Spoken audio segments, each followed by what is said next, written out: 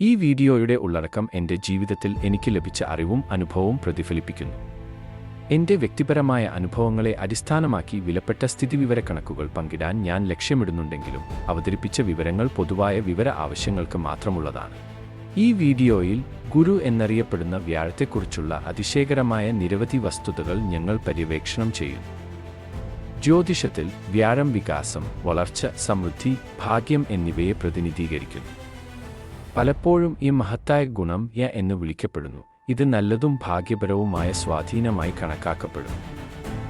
വ്യാഴം ധനുരാശിയെ നിയന്ത്രിക്കുന്നു, പരമ്പരാഗതമായി മീനുമായി ബന്ധപ്പെട്ടിരിക്കുന്നു. അതിൻ്റെ ഊർജം ജ്ഞാനം, പഠനം, ആത്മീയ വളർച്ച എന്നിവ വളർത്തുന്നു. എന്നിരുന്നാലും ഗുരു തന്നോട് അടുപ്പമുള്ളവരെക്കാൾ അദ്ദേഹത്തെ അന്വേഷിക്കുന്നവർക്കാണ് ഗുണം ചെയ്യുന്നത്. ഉദാഹരണത്തിന്, വ്യാഴത്തിൻ്റെ ആധിപത്യമുള്ള ഒരു വ്യക്തി അവരുടെ കുടുംബത്തിന് നേട്ടങ്ങൾ വരുത്തിയേക്കില്ല. ദൂരെ നിന്ന് അനുഗ്രഹം തേടുന്നവർ പലപ്പോഴും അദ്ദേഹത്തെ പുകഴ്ത്തുന്നു. അടുത്തിരിക്കുന്നവർ അദ്ദേഹത്തെ മോശമായി പറഞ്ഞേക്കാം. ഈ നിരീക്ഷണം ഒരു സ്വാഭാവിക പ്രവണതയെ ഉയർത്തിക്കാട്ടുന്നു. ജ്യോതിഷത്തിൽ വ്യാഴം താമസിക്കുന്ന വീട് അത്യാഗ്രഹമില്ലാത്തതായിരിക്കണം. വ്യാഴം പക്ഷപാതമില്ലാത്തവനാണ്, നീതിയെ ഉൾക്കൊള്ളുന്നു. പുണർദം, വിശാഖം, പൂരാടതി എന്നീ നക്ഷത്രങ്ങൾക്കൊപ്പം അതിൻ്റെ രാശിചിഹ്നങ്ങളായ ധനു, മീനം എന്നിവ സൂചിപ്പിക്കുന്നത് ഈ രാശികളിലോ നക്ഷത്രങ്ങളിലോ ജനിച്ച ആളുകൾ സാധാരണയായി പക്ഷപാതം ഇഷ്ടപ്പെടുന്നില്ല എന്നാണ്. വ്യാഴം അത്യാഗ്രഹത്തെയും പക്ഷപാതത്തെയും എതിർക്കുന്നു. തൽഫലമായി വ്യാഴത്തോട് കൂടുതൽ അടുപ്പമുള്ള വ്യക്തികൾ അദ്ദേഹത്തെ ബഹുമാനിക്കില്ല. അതേസമയം ദൂരെ നിന്ന് അനുഗ്രഹം തേടുന്നവർ അദ്ദേഹത്തെ പുകഴ്ത്തുന്നു. വ്യാഴം ഒരു സ്വാഭാവിക ഉപദേശകനാണ്, മറ്റുള്ളവർക്ക് മാർഗനിർദ്ദേശം നൽകുന്നു. വ്യാഴം നിയന്ത്രിക്കുന്ന ആളുകൾ പലപ്പോഴും ഈ സ്വഭാവത്തെ പ്രതിഫലിപ്പിക്കുന്നു. എന്നിരുന്നാലും അവർ ഉപദേശം നൽകുമ്പോൾ അവർ എല്ലായ്പ്പോഴും അത് സ്വയം പാലിക്കണമെന്നില്ല എന്നതാണ് പൊതുവായ വിമർശനം.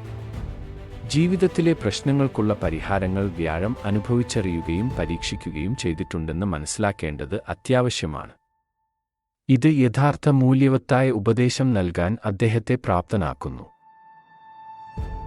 ഒരു രാശി ചാർട്ടിൽ പിതാവിനെ പ്രതിനിധീകരിക്കുന്ന 9-ാം ഭാവത്തിൽ വ്യാഴം സ്ഥിതി ചെയ്യുന്നുവെങ്കിൽ പിതാവ് ഒരു ഉപദേശക വ്യക്തിയായിരിക്കുമെന്ന് ഇത് സൂചിപ്പിക്കുന്നു.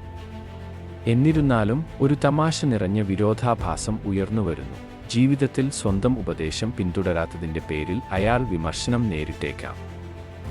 ആ ഉപദേശം ശ്രദ്ധിച്ചിരുന്നെങ്കിൽ അദ്ദേഹത്തിന് വലിയ വിജയം നേടാമായിരുന്നു.